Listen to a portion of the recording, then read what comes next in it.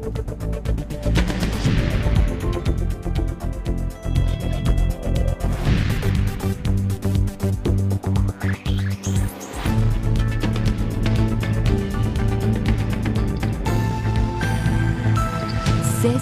Letras. ¿Qué tal, amigos? Muy buenas tardes. Qué bueno que están con nosotros en una emisión más de C7 Letras.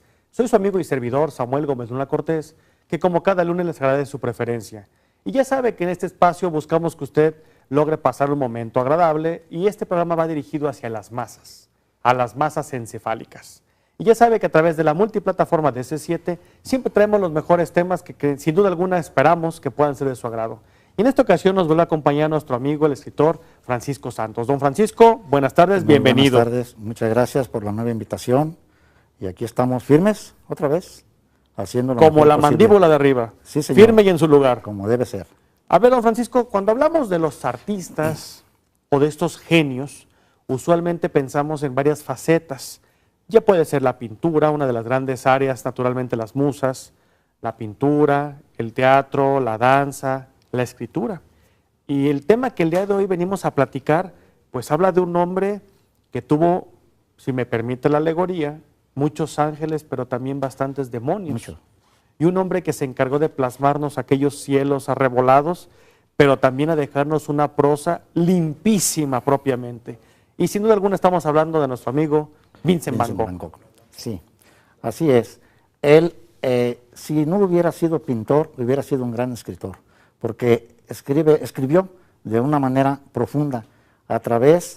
Nos dejó una herencia muy grande en pinturas, cientos de pinturas, alrededor de 800 pinturas, más de 1000 dibujos, 900 cartas a Theo durante 10 años. Su hermano. Su hermano, Theo, 4 años menor que él, que fue quien lo apoyó a salir adelante en lo económico y en la galería que él trabajaba. Él era marchante, así se le llamaba, marchante de arte en París. Un tío de él estaba asociado con cierta persona para una galería, el tío se retiró, recomendó a Theo, él estuvo ahí y él impulsaba y mantenía y le enviaba colores a donde estuviera, de lo mejor, donde estuviera Vincent.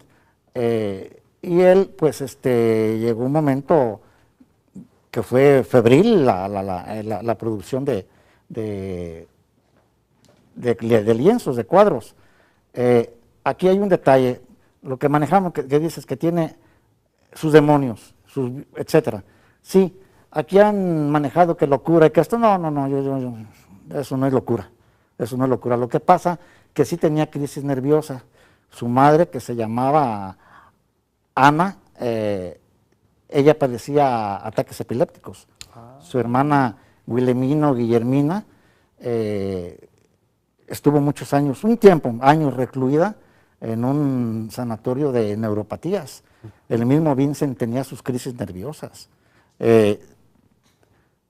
Pero eso a que fuera una total locura, pues no lo creo yo. Tenía sus demonios, esos eran sus demonios. Tenía unas crisis tremendas. Y él mismo llegaba a comentar en las cartas a Theo que a veces tenía hasta abscesos de amnesia, que no sabía ni qué había sucedido. Y por ahí hay en uno de los copias de eso, es imposible tener más calidad. Por ahí hay uno de los lienzos que escribió, que el café de noche, pues después de medianoche él tuvo una crisis en el campo y abandonó todo y se fue, y se recluía siempre en ese café a beber ajenjo o a beber alcohol. Y en una de esas veces se quedó reclinado, tirado, y despertó allí, después de medianoche, y él mismo dice que cuando pensó que era de día, porque lo primero que vio fue una luz, un sol inmenso encima, y volteó y era la lámpara que estaba viendo directamente a la mesa de billar, y la sombra de la mesa de billar. Nomás déjame sacar mi rayo láser Panasonic, modelo 1938. Muchas gracias. ¿Le parece? Muchas gracias. Acá atrásito, ¿no? Como gusto. Muchas gracias. Aquí, si vemos, no sé si alcance a verse. Aquí vemos el reloj que marca después de la medianoche. Él mismo se pinta aquí tirado en algunas de las mesas y despierta, pero si ya vemos aquí ya cómo maneja el color, el picado, cómo lo maneja, cómo maneja el contrapicado. Muy en él era después, en cine, para hacer las tomas, los tiros o los shoots, se le llama picado hacia abajo, hacia arriba es contrapicado. Él siempre hacía las tomas cercanas en picado.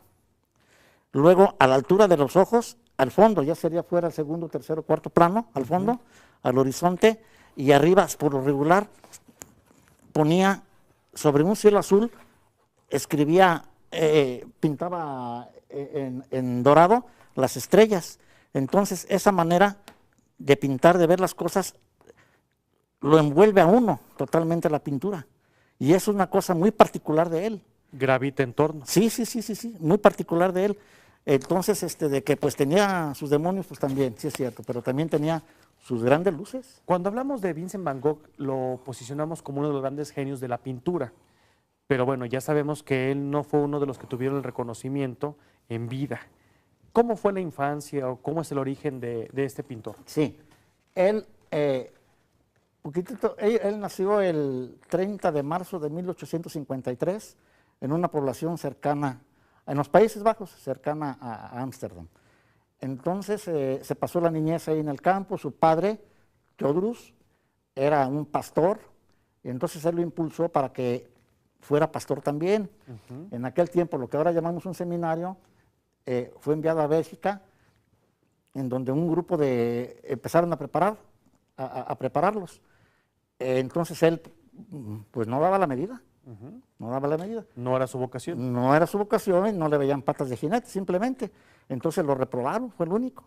Y fue tanta su decepción que había un mentor ahí de él que se compadeció de él. Dijo, ¿sabes qué? Te voy a mandar a las minas de Borenage. Y pues ahí el único que podía ver, él intercedió y lo mandaron ahí. Allí era una población horrible, así lo manejaba él. Era una mina de carbón en la cual trabajaban 20,000 personas. Él bajó, llegó a meterse a las entrañas y le impactó bastante ver hombres, mujeres y niños de 8, 10, 11 años ya trabajando ahí. En condiciones infrahumanas. Condiciones infrahumanas. Sí. Había seguido explosiones de grisú, el gas. Luego hubo una explosión tremenda que hubo centenares de muertos. Cuando él estuvo ahí, le tocó eso. Entonces él mismo manejaba que esa población estaba aniquilada, que era una población gris, los árboles muertos, las callejuelas llenas de lodo, de carbón, una cosa tremenda. Él lo refleja en uno de los lienzos. Este es Gauguin, perdón, lo refleja en uno de los lienzos porque él pintaba a la manera del norte. Él pintaba con carbón. Estos son los comedores de patatas. Si se ve, no hay color, pero ya interpretaba la luz. El uso de la luz, ya manejaba la luz, cómo trasladar la luz al lienzo. Y entonces él mismo habla en una de las cartas a Theo, habla sobre la miseria en la cual son obreros de las minas, toda la familia. Y ellos posan para él, y el único alimento que hay en todo el día hasta la noche son patatas, no hay nada más. Y él refleja aquí la solemnidad, la pobreza, la miseria de todos ellos. Sí. Entonces se involucró él se involucró de más pues al ver tanta injusticia allí. Tuvo una visita ahí de parte de los obispos. Llegaron y lo vieron tendido, vestido miserablemente, viviendo miserablemente, tirado como un animal en un rincón, en una choza. Entonces le dijeron, ¿qué estaba sucediendo? Dice, no, pues esto es Cristo, estoy con ellos. Y dijeron, no, dice, porque nos estás degradando. Esto no es así. Tú no te estás dando tu calidad, etcétera. Sí. Y entonces él los corre, enfurecido, los echa fuera. Y se deja abandonar. Le dan aviso. Fue la primera vez que llega Theo a auxiliarlo, que fue solidario 1000% con él. Su hermano Theo. Le dan aviso y llega y lo encuentra tirado ahí. Y dice, ¿sabes qué? Esto no es para ti. Vámonos. Entonces regresa él a la casa familiar, en donde empieza a pintar, empieza a caminar por los campos, vuelve a decir que esto es, en una de las cartas, de 900 cartas a Theo, yo rescaté 2, 3. Voy a leer la carta respectiva cuando regresa ya a casa. Dice, nuevamente la vida ha adquirido significado. Estoy trabajando de nuevo. Cuando veo algo que me conmueve, siento la necesidad de dibujarlo. Me pregunto, ¿podrá ser este mi camino? ¿Un hombre o una mujer trabajando?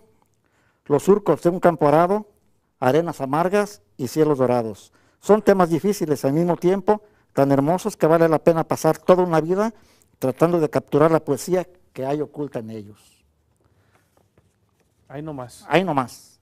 Una cuestión interesante también es que cuando va Vincent propiamente en estas minas, se da cuenta que la población no lo aceptaba.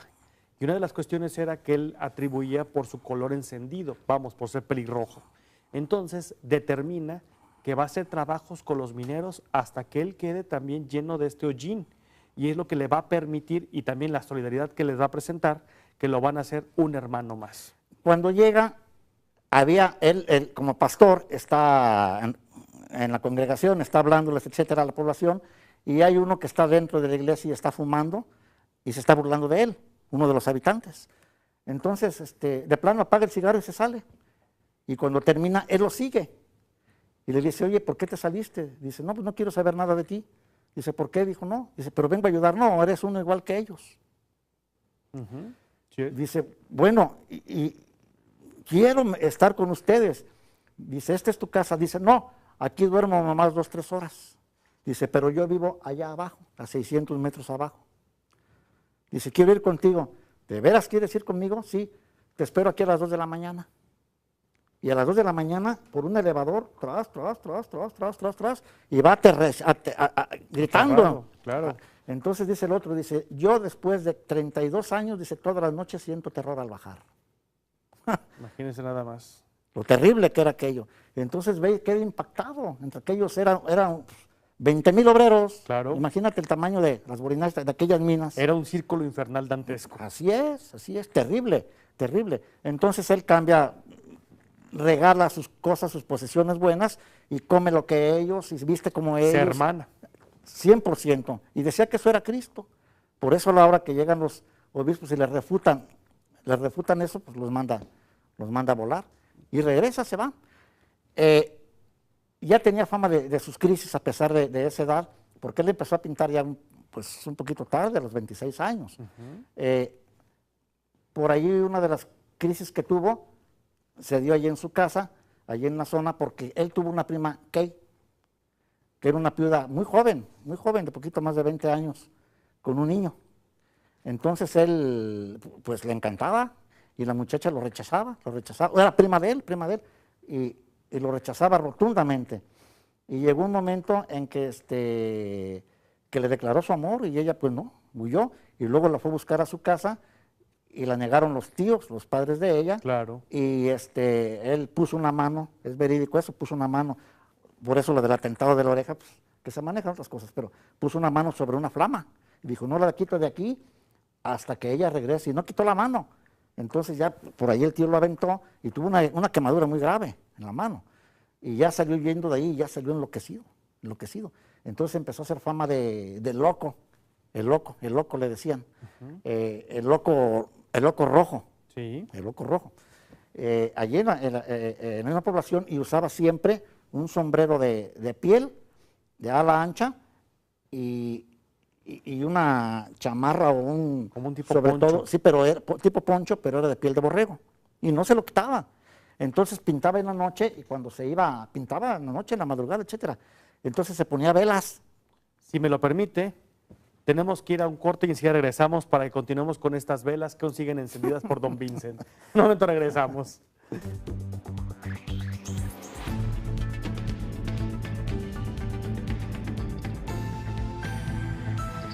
C7 Letras. Qué bueno que sigue con nosotros. Estamos platicando con el maestro Francisco Santos, precisamente sobre la vida y obra de Vincent Van Gogh, uno de los grandes maestros del pincel. Y nos quedamos, maestro, donde se ponía este sombrero de ala ancha de piel y una especie de poncho, vamos a llamarle, y que pintaba con las velas. Sí. Él mismo en las cartas a Teo, que no nos podemos... No, sería hablar de una serie de programas, no serie uno. de programas, simplemente en leerlas. Él hablaba, que decía que lo atacaba a un frenesí, siempre pintaba solo, la pipa en la mano, embarrado de pintura, la paleta en la otra, con el sombrero, totalmente silencioso, así pintaba y así lo veían los campesinos cuando pasaban. Y decía que él no pintaba de la mañana hasta la noche, sino que pintaba de la noche hasta la noche. Y cuando ya le llegaba la oscuridad, encendía las velas, se rodeaba de velas el sombrero y pintaba y pintaba y pintaba. Estos tonos oscuros son en la noche, son sombras. ¿Cómo pinta ya el impresionismo? ¿Cómo pinta ya Estos trigales o... Sí, te es trigal con una manada de cuervos, pero esto ya siempre, si nos fijamos por lo regular, en la gran mayoría de sus obras, estas son de las primeras. Ese sobre un azul, y sobre un azul... Que además es muy interesante cómo la parvada de cuervos pues van a hacer los contrastes directamente. Así es, y vuelvo a lo mismo, aquí está el picado directamente hacia abajo, luego esto hacia el fondo, segundo plano, y siempre esto. Entonces te hace fijar la vista en el lienzo y te envuelve, y te envuelve. Estos fueron de las primeras. Cuando se fue, él conoció a través de Theo, conoció a varios pintores, conoció a Monet, conoció a Gauguin, conoció a Pizarro, a Pizarro, que fue uno de los impulsores, que aunque estaba en la miseria, pero le ayudó a Gauguin, conoció a Pizarro. Entonces todos ellos le recomendaban que fuera al sur de Francia, que lo que necesitaba era color, era vida, era luz, porque él escribía, vuelvo a lo mismo, él pintaba oscuro. Sí, pues su realidad. Totalmente oscuro, y cuando llegó al principio, fueron de las primeras. Si vemos, fíjate, no tiene ni siquiera rostro, son de las primeras, y cómo está, como apelmazado todo. Ahora, él quedó maravillado de vagar en el sur de Francia, quedó maravillado de varias cosas, de que veía él como flores en el mar, veía barcos azules, rojos, verdes, anaranjados, y decía que eran flores flotando en el mar. Entonces empezó a absorber, y en otra de las cartas le dice a Theo, dice, ahora siento que mi obra va a empezar a ser buena, estoy encontrando mi camino. Dice, porque hasta hace unos días, dice, ¿te acuerdas que comentábamos la vez pasada del programa del 27 de julio, que yo sueño historias? Dice, hay lienzos. Su producción onírica. Hay lienzos que los sueño y son de una gran facilidad, como los trabajo. Dice, pero hay otros que no los sueño, lo que me pasa a mí, que tengo que trabajarlos, dice, y tengo que esforzarme, dice, y es un demonio. Es una lucha constante. Es una lucha, y eso es lo que lo atacaba, porque él después regresa a París y siente la necesidad de meterse. Había un maestro famoso allí, se mete al estudio de él, ahí conoció, y así lo describe, conoció a un joven de 20, él era el más viejo de ellos, el más grande, y lo tenían desconfianza, le tenían miedo al grupo. Le tenía miedo porque llegaba igual con el sombrero de ala ancha de cuero y como andaba a diario, ¿no? Entonces llegaba y pintaba directamente, no dibujaba, pintaba directamente, brochazos, pincelazos, tas, y donde quiera, como gallina tiraba pintura por donde quiera, y el maestro se enojaba mucho, que eso no era pintura, que eso no era. Entonces ya empezaba él a manejar el impresionismo, que ahorita vamos a manejar. ¿Qué es esto? Esta es una iglesia. Entonces, ahí conoció a un joven de 22 años que es descrito como con altivez, buena presencia, con binóculos, barba, pero parado, un chaparrito parado sobre dos piernas muy cortitas. Era el conde Toulouse-Lautrec. Así es, don Henry. ¿Sí? Entonces allí, a través de él, también conoció, se juntaban los fines de semana, una vez por semana, en la casa de Toulouse-Lautrec, se juntaban a sus parrandas, entre ellos Gauguin y él mismo. Entonces, le tenían desconfianza, porque él ya tenía más de 30 años, y los demás compañeros eran muchachos de 18 entre 23 años. Era un viejo y loco además. Así es. Entonces llegó un momento en que chocó mucho con el maestro, y dijo, nos vemos, y no volvió. Entonces ya él, al principio, no manejaba el color, pero cuando estaba en esas minas, inventaba técnicas, hacía técnicas. Por ejemplo, el carboncillo lo revolvía con aceite. Luego ese aceite a la paleta, ese carboncillo a la paleta, y luego lo diluía con colores blancos o tostados para hacerlo más aguado, y con eso pintaba. Y si no lo tenía a la mano, directamente el grafito puro, y lo que hacía con el grafito puro, también lo metía en aceite, lo aplicaba, pero le quedaba muy brilloso. Entonces al final aplicaba leche, y con la leche le quitaba el brillo, Así es. y nada más quedaba la luz. Técnicas. Luego ya cuando conoció el color, ya se metió directamente el impresionismo. El impresionismo viene desde 1874 con Monet, que fue el impulsor y tuvo seguidores, Gauguin, el mismo Pizarro, Vincent Van Gogh, y en la Edad Moderna, después Picasso, fue seguidor. Esta es una iglesia. Entonces el impresionismo es pintar algo de una manera subjetiva y personal. Él lo veía así. Si vemos aquí es una iglesia, pero ¿cómo la pintó?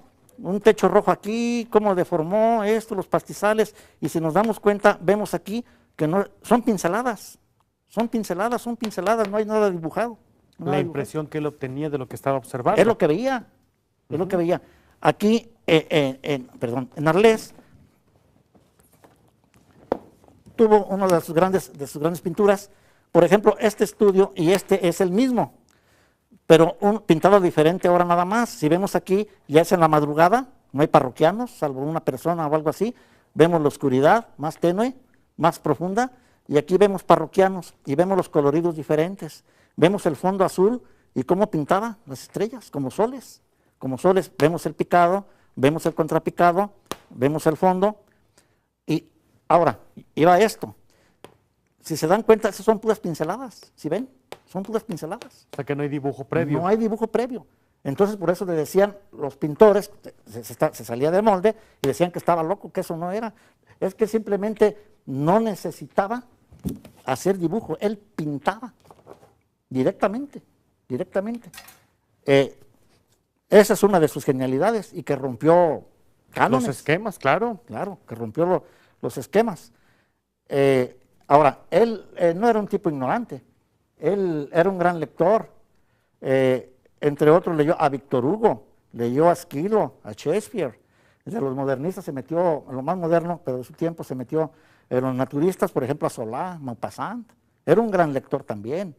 Y a veces, si tú por aquí viene algo, él no pintaba a veces, no pintaba, sino que escribía pintura. Sí. Describía los paisajes, describía los cementerios, describía esto de una belleza que veo. Estamos hablando de un artista completo. Completo. Y además con una circunferencia perfecta, porque lograba homologar tanto la pintura con la escritura. Digo, las puras cartas a Teo es una prueba fehaciente, y además que es la confesión del artista hacia su hermano, su hombre de confianza, don Francisco. Totalmente, fue tan es así que murió Vincent, a los 6 meses murió Teo. Y dicen, ¿de qué murió Teo? De Vicentitis, de tristeza. Y si me la permite, vamos a hacer una pausa y esperemos que ustedes no padezcan de Vicentitis y regresemos en un momento.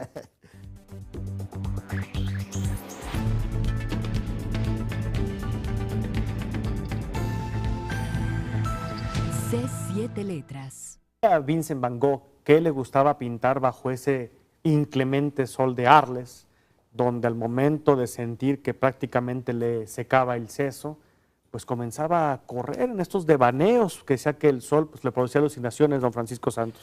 Sí, comentábamos hace un momento precisamente que él, en otra de las cartas a Teo, dice, yo reto al sol, lo miro de frente. Dice, lo tengo a mi altura y me le quedo viendo y llega un momento en que pierdo todo sentido de mí, enloquezco. Así lo maneja. Y sin embargo, no sé si eso le alimentaría o no para hacer esas pinturas, esos soles tan... Sí, son soles violentos hasta cierto punto. Sí, esos soles, así es. Le comentábamos que él decía que él escribía cuadros, no solo los pintaba. Quiero leer tantito una de las cartas a Teo. Dice, mira, Teo, es la carta creo que 411. El cielo era de un blanco lila delicado, inexpresable, con nubes no amontonadas, sino más bien colocadas una al lado de la otra, que lo cubrían por completo como copos teñidos de lila, de gris, de blanco, con un solo pequeño desgarrón a través del cual aparecía el azul. El azul. En el horizonte un reguero rojo magnífico, y debajo la inmensa extensión de matorrales oscuros, sombríos, asombrosos. Finalmente, siluetada sobre la franja roja del cielo, la masa de tejados de las pequeñas chozas. El día había huido, y desde el alba hasta el crepúsculo, o más bien de una noche a otra, me había perdido en esta hermosa sinfonía. ¿Qué forma tan poética puede escribir lo que Pintando le un estaba cuadro, ¿no? Y todas las cartas tienen una profundidad. Otras hablan mucho de los colores. A una persona que quiera aprender a pintar no necesita leer el libro Cartas a Teo, porque allí viene la composición de los colores, los contrastes, cómo se deben combinar. Es una enseñanza eso, y ahí lo maneja todo eso él. Oiga, don Paco, y cuando hablamos de Van Gogh, ¿qué onda con su vida sentimental? Su vida sentimental, bueno, manejábamos que una gran excepción de él fue con lo de la prima, pero por ahí caminando en la población donde estaba, se encontró a Rachel, que era una mujer, era una lavandera embarazada. Entonces se compadeció de ella y la recogió. Entonces ya no le ajustaba el dinero y le escribió a Teo y que si le podía dar una mesada más porque se había compadecido de ella.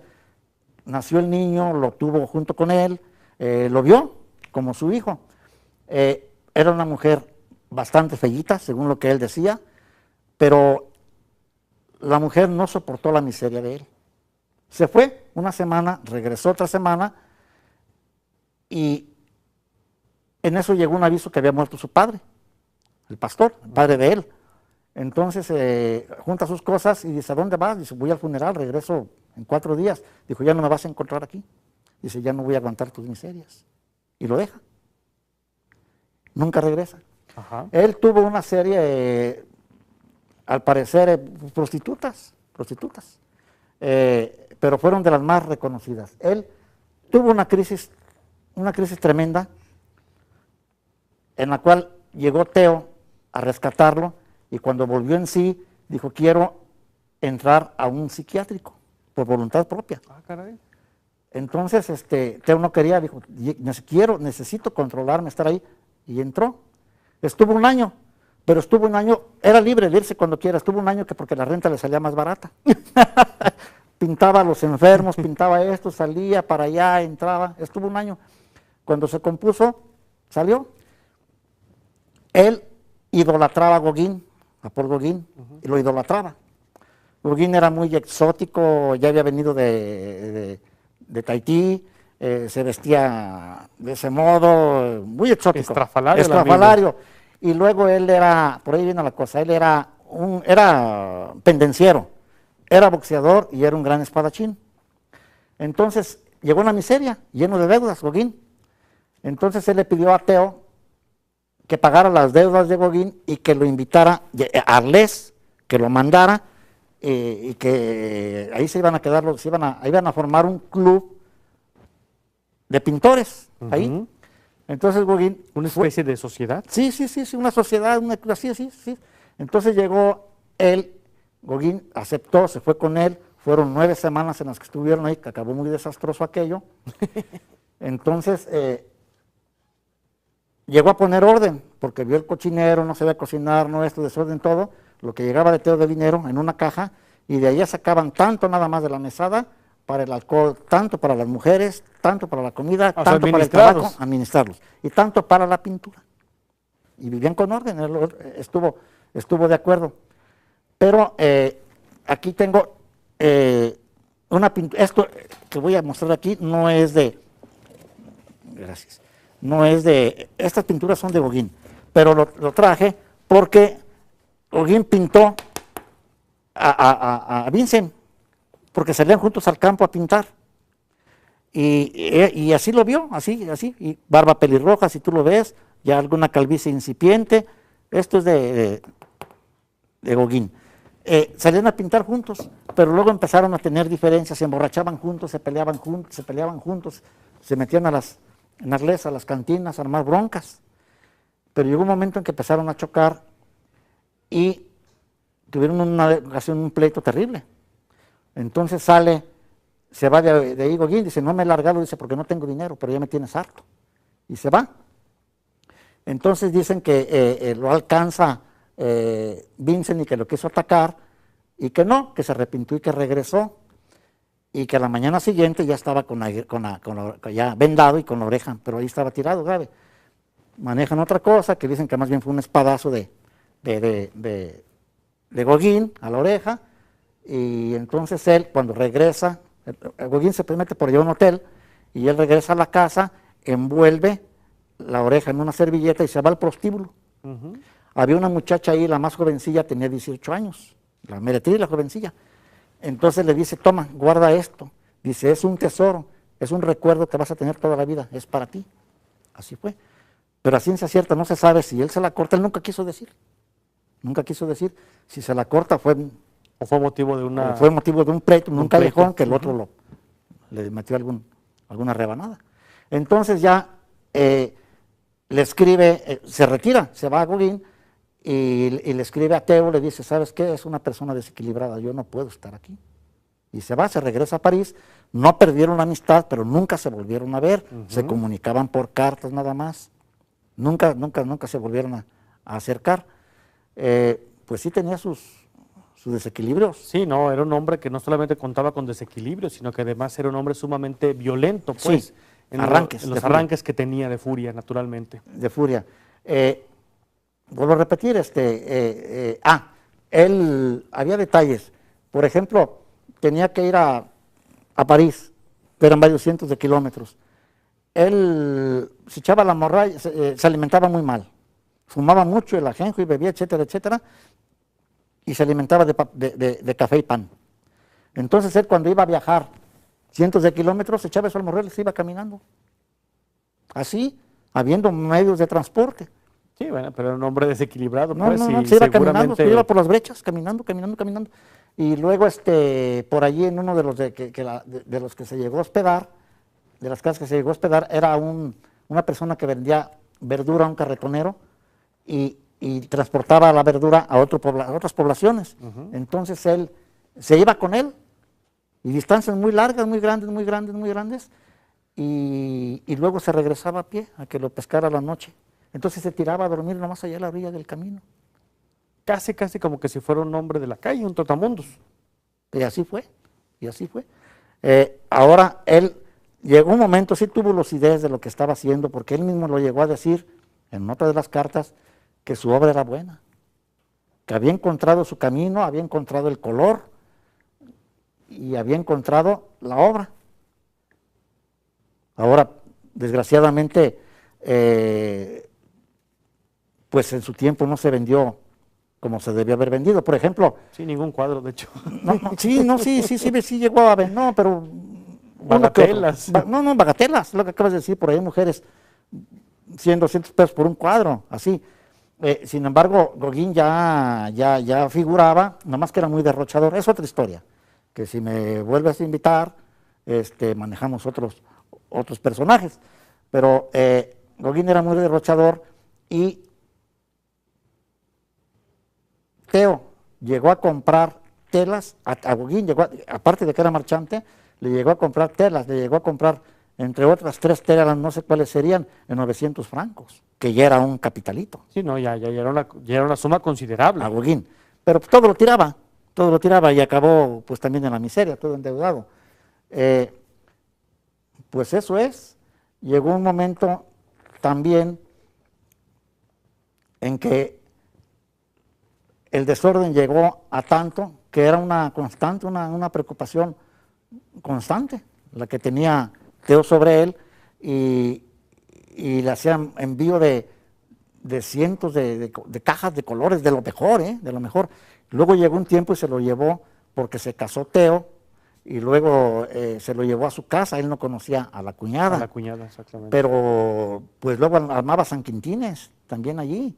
Y eso sí no le permitía no solamente la estabilidad que buscaba Teo, sino también la relación que podía fungir con su hermano. A su hermano. Y luego el hermano lo acercaba con clientes, con gente que conocían de arte, de marchantes de arte. Hasta mecenas, ¿sí, no? Sí, sí, hubo un tiempo en que se vino abajo, Guggenheim por eso tronó, porque ganó un dineral en la bolsa, pero hubo un tiempo en que se vino la bolsa y todo lo de arte se cayó, se derrumbó. Si me lo permite, vamos a ir a una pausa para enseguida volver para terminar con esta interesantísima vida sobre Vincent Van Gogh. Si me lo permite, don Francisco, ¿Cómo no? en un momento Gracias. regresamos. Gracias.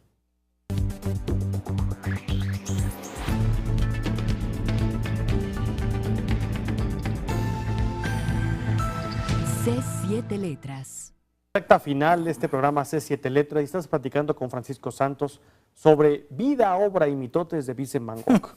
A ver, don Francisco, nos quedamos con que don Vincent ya había sido invitado por su hermano Teo para que estuviera en familia. Teo se acababa de casar y bueno, los episodios que tenía Vincent no solamente violentos, sino a veces explosivos, tal cual, agresivos, pues no permitían que esto lograra circular de la mejor manera. ¿Qué onda después con don Vincent? Pues simplemente comprendió la situación cuál era, no dejaba dormir al hermano, en la madrugada lo levantaba, le decía, mira, ¿qué opinas de este cuadro? ¿Qué opinas de esto? ¿Qué opinas de aquello? Y le pedía a gritos que lo dejara dormir porque se tenía que ir a trabajar al otro día. Llegó un momento contra la voluntad, decía, me voy a ir. Teo quería que no se fuera. Pero llegó un momento en que llega Teo a su casa y pues, ya había abandonado la casa, se había ido. Y dejó ahí montones de cuadros, muchos, muchos cuadros. Y se fue, y regresó, se fue al sur de Francia otra vez, buscando la luz, y por ahí se manejan, no es bien certero, como se dice del atentado que hubo, que porque dicen que en una de sus crisis nerviosas se dio un balazo en el abdomen, y que luego se fue caminando hasta donde se hospedaba él, pero nunca apareció ni la pistola ni el lienzo que estaba pintando en ese día, nunca apareció. Entonces, él de alguna manera ya presentía su muerte, porque de las últimas cartas que él escribió, Sí. Dice, a veces el cuadro me viene solo, como en un sueño, lo que manejábamos, y otras es laborioso y duro, como buscar un diamante o una perla escondida. Mi atormentada mente guarda cosas muy hermosas. Sigue comentando. Estoy luchando con un lienzo que comencé antes de mi caída nerviosa. Un segador. El estudio es todo amarillo, terriblemente empastado, pero el motivo es bello y sencillo. Entonces viene ese segador, vaga figura que lucha como un demonio en pleno calor para terminar la faena. Viene la imagen de la muerte, en el sentido de que la humanidad sería el trigo que se ciega. Pero en esta muerte nada es triste, todo transcurre bajo la luz del día, con un sol que lo inunda todo con una luz de oro fino. Siento que la historia de la gente es como la del trigo, que para llegar a ser pan tiene que ser molido después de haber sido sembrado y haber germinado. O sea, que ya estaba anunciando, ya Algo tenía había. noticias de que había algo. Fueron de las últimas, fíjate. Esta es la 400 carta, no, esta es la 411, a Teo. Dice, he despachado hoy la cajita que te dije y que contiene además otro cuadro, Cementerio de Aldeanos. He querido expresar cómo esta ruina demuestra que desde hace siglos los aldeanos de ahí son amortajados en los mismos campos que trabajan durante su vida. He querido decir cuán simple es el hecho de morir y de ser enterrado tan tranquilamente como la caída de la hoja de otoño, nada más que un poco de tierra removida y una pequeña cruz de madera. O sea, ya era evidente. Algo había. Entonces, el detalle está que regresa él herido. Había un doctor francés que estaba también en esa población, no comentamos sobre él, que es muy extenso, que le gustaban mucho las cuestiones de arte, etcétera, etcétera, y Vincent se llevaba muy bien con él, y le preguntaba a Teo, ¿por qué te llevas con él también? Porque está igual de loco que yo. Entre locos nos entendemos. ¿Se entendían? Entonces llaman a él médico y llega junto con el muchacho, con el hijo, y no le quiso meter mano, que no era necesario. Entonces, pues, ahí llega Teo, lo encuentra y él muere al segundo día de O sea, estar que herido. tuvo una agonía de 2 días. De 2 días, herido. Y nunca quiso decir se maneja que eran unos muchachos ahora últimamente, que eran unos muchachos que hubo un atentado, entrevistaron a uno de ellos, unos banqueros en Ámsterdam, y que sí lo inquietaban mucho, que lo hacían diablura y media. Y entonces como que han encaminado como que alguno de ellos lo hirió. Pero no hay ninguna Nada, certeza. no hay certeza, no hay certeza. Entonces, muere. En el velorio, el ataúd, ahí mismo, en esa población, en el velorio, el ataúd fue cubierto con una sábana blanca repleto de girasoles. Todos el cuarto rodeado de lienzos de él, que eran muchos los lienzos, y luego en círculos, en el suelo, en círculos, la paleta y sus pinturas. Y entre el comentario en el velorio dice Teo, dice, ahora todos tienen la boca llena de palabras sobre su talento. Sí, pues claro, ya se había muerto. Y empezaba a despuntar. Sí, claro. Pues así fue la muerte de él, así murió. Vincent, Teo decimos, a los 6 meses murió, dejó a la esposa, un niño pequeño. Comentábamos que ese niño pequeño, al parecer, con el tiempo, fue un ingeniero de renombre en los Países Bajos, y hasta donde tengo entendido murió por ahí en 1962. Ya un hombre mayor. Sí, se quedaron los 80 años al menos. Al menos que llegó al menos a los 80, antes llegaban a la mitad nada más. Y pues un genio, y como tú decías al principio, lleno de luz y lleno de sus demonios también. ¿Por qué considera usted que Vincent Van Gogh nos sigue atrayendo? ¿Nos sigue atrayendo? Mira, yo soy un seguidor de él. No, porque hay otros impresionistas, porque otros impresionistas no me llaman a mi atención. Sus destellos de luz, esa es una. Sus destellos de luz, su combinación de colores, cómo pintaba. Y son 900 obras, ahí tengo toda la obra de él. Te maravillas en cada cuadro. Y cuando lo ves, el óleo, que no son copias, cuando lo ves en alguna exposición, en alguna universidad en Estados Unidos, te quedas absorto. Sí. Media hora en cada cuadro te queda, nomás de estar viéndolo, nomás de estar viendo. Eso es lo que atrae. Otra cosa que atrae, pues su vida, porque fue una vida llena de tristezas. Repudiado por tenía unos pleitos casado con el padre. Él se alejó totalmente del padre, acabaron Distanciados. No, él acabó aborreciendo al padre y el padre aborreciéndolo a él, odiándolo. Cuando salió que estuvo ahí, que volvió, que fue rechazado por la prima, ahí una de las hermanas se acercó, dice, oye, todos te tratan de loco, no te bañas, no te cambias, no esto, no aquello, y eres un loco. Y él dice, te incomoda, a Guillermina, precisamente, ¿te incomoda eso? No, a mí no. Dice, pero le incomoda a la familia. O sea, se avergüenzan de mí, claro. Y se queda callada ella. Entonces él coge sus bártulos y se va. Así nomás. Rechazado, sufrió rechazos. Un hombre independiente. No, pues se tiraba a la orilla de los caminos y se despertaba y empezaba a pintar en la madrugada. ¿Van Gogh dejó escuela? Fue un continuador del impresionismo, post-impresionismo, se le puede llamar.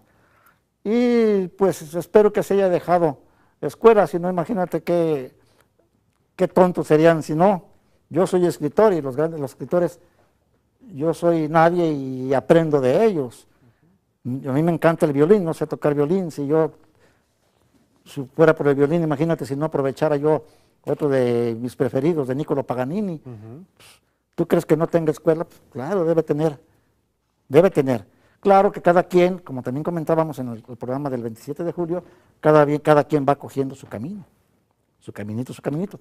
Yo no estoy diciendo que mal harían en copiarlo a él, totalmente, pero de que dejó los inicios, sí, y lo que comentaba, el que se quiera conocer de colores, de combinaciones, de esto, que lean eso. No, inclusive las cartas no solamente son una cátedra de pintura, sino además que nos permite entender pues la mente de un hombre que no solamente era incomprendido, sino que luchaba consigo mismo muchas veces.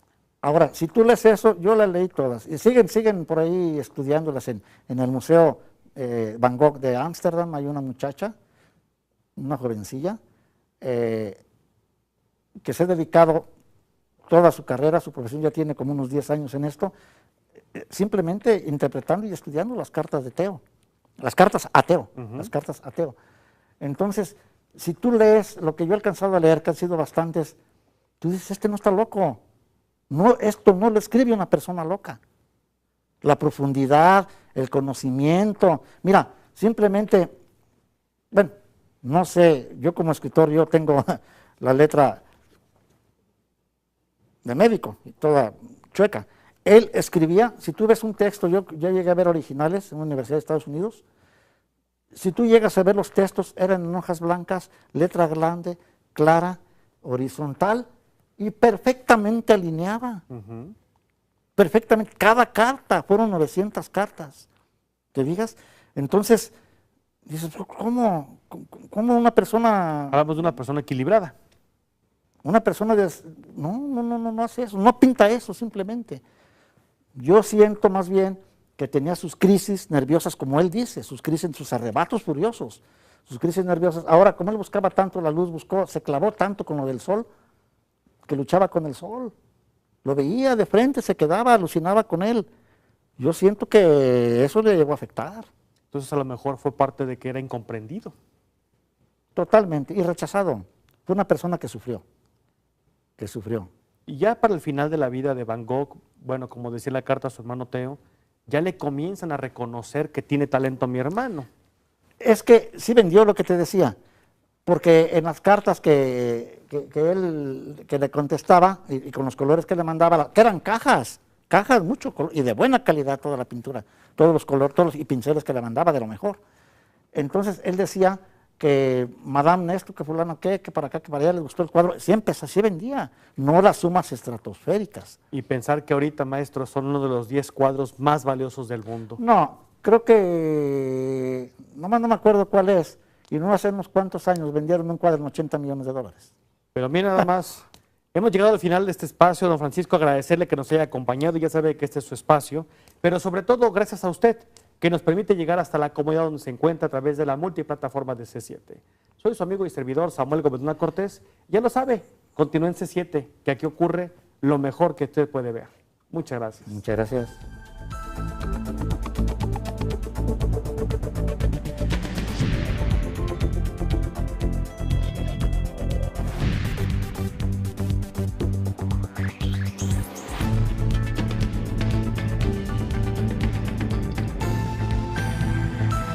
C7 Letras.